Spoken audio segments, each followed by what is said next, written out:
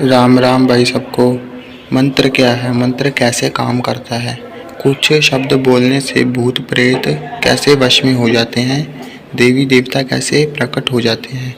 जिस तरह एक फ़ोन से हम दूर बैठे व्यक्ति से बात कर सकते हैं सैटेलाइट के माध्यम से, उसी तरह यह जो मंत्र के जो शब्द हैं उसकी एक ध्वनि है, ध्वनि तरंगे हैं ये मंत्र।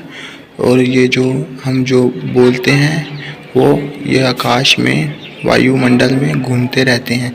इसलिए बड़े बुजुर्ग ने कहा है, व्यर्थ ना बोलो, फालतू की बात ना करो, हंसी मजाक की बात ना करो, जितना काम है उतना ही बोलो। क्योंकि ये जो तरंगे हैं आकाश में जाके घूमती रहती है। जब हम जाप करते हैं, चाहे वो किसी देवी देवता के प्रकट होने के लिए हो या भूत प्रेत के आह्वान के का हो, तब यह आकाश में वायुमंडल में घूमते हैं और यह शक्ति जो का ये मंत्र है उस तक पहुंच जाता है और वहां से आपका कनेक्शन जुड़ जाता है। यह एक तरह की कॉल बेल की तरह होता है जो बार बार टिक टिक कर कर आपकी याद दिलाता है कि कोई आपका मंत्र जाप कर रहा है, आपको बुला रहा है, याद कर रहा है।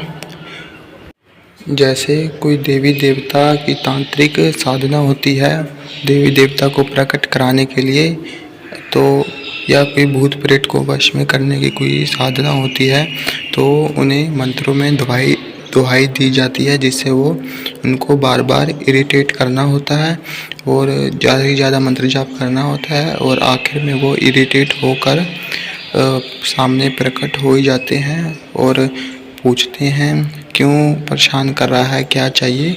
मानसिक जाप करने से भी ध्वनि तरंगे निकलती हैं और शारीरिक परिश्रम से ज़्यादा व्यक्ति मानसिक परिश्रम से थक जाता है, ज़्यादा भूख लगती है। तभी वृद्ध लोग कहते थे सकारात्मक सोचा करो, अच्छा बोला करो, क्योंकि अच्छा सोचने की, अच्छा बोलने की तरंग आकाश में जाती है और उसी तरह की एनर्जी को अट्रैक्ट करती है। तभी तो जो लोग निराश रहते हैं उनका दरिद्र भरा जीवन व्यतीत करते हैं। एनर्जी पानी की तरह होती है, हाई टू लो जाती है। अगर आप सकारात्मक माहौल में रहोगे तो आपकी भी सकारात्मक ऊर्जा बढ़ेगी, नकारात्मक माहौल में रहोगे तो आपकी ऊर्जा घटेगी, नकारात्मक बढ़ेगी। अट्रैक्ट आप उसी चीज़ को करोगे। यही आजकल के लोगों ने इसे लॉ ऑफ अट्रैक्शन बना दिया है।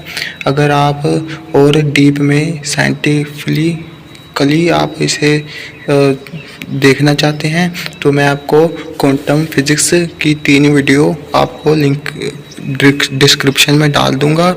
उसे देखने के बाद आपका दिमाग चकरा जाएगा। एक एक्सपेरिमेंट मैं आपको बता देता हूँ। एक जापानीज साइंटिस्ट था, उसने 2 एक्सपेरिमेंट किए थे। एक एक्सपेरिमेंट था कि 3 डब्बे में थोड़े थोड़े चावल डाले और एक जो पहला डब्बा था उसने उसको सकारात्मक बोला, दूसरे डब्बे को गाली दी और तीसरे डब्बे को इग्नोर किया, उसको कुछ नहीं कहा। ऐसा उसने कुछ दिनों तक करा। फिर कुछ दिनों के बाद जो जिसे वो सकारात्मक बोलता था वो डब्बा के राइस फ्रेश पड़े थे और जो दूसरा जो डब्बा था जिसे वो गाली देता था वो पूरा ही सड़ चुका था और तीसरा जो जिसे वो इग्नोर करता था वो थोड़ा ही सड़ा था। एक और दूसरा एक्सपेरिमेंट था वाटर एक्सपेरिमेंट। उसमें एक वाटर को उसने गाली दी, फिर उसे जमाया और दूसरे को सकारात्मक बोला, फिर उसे जमाया, तो दोनों के जो बर्फ़ के जिसे सकारात्मक बोला हुआ पानी का जो बर्फ़ था उसके पैटर्न सुंदर बने थे और गाली वाले पानी के बर्फ़ के पैटर्न बिल्कुल ही ख़राब बने थे। इससे साइंटिस्ट को पता चला कि शब्दों में पावर होती है, शब्द यानी मंत्रों में पावर होती है। आपने भी देखा होगा, यदि कोई खुश इंसान है उसको कोई व्यक्ति गाली दे दे, डिप्रेशन दे दे, तो 1 मिनट लगता है झगड़ा होने में, सामने वाले व्यक्ति का मूड चेंज होने में। जैसे पेरेंट कभी अपने बच्चे को डांट देते हैं, उसी तरह ही मंत्र कुछ नहीं, एक शब्द है और उन शब्दों को जागृत करना होता है और विशेष समय में जागृत किया जाए तो अधिक लाभ होता है। जैसे कि अगर हम कोई मंत्र को अधिक संख्या में उचित मुहूर्त में जापे तो उसकी एनर्जी बढ़ जाती है और इसे तो कहते हैं मंत्रों को सिद्ध करना। और एक दूसरे मंत्र होते हैं उन्हें कहते हैं स्वयं सिद्ध मंत्र। और ये मंत्र कैसे काम करते हैं ये हमारे गुरु द्वारा ही सिद्ध कर दिया गया है।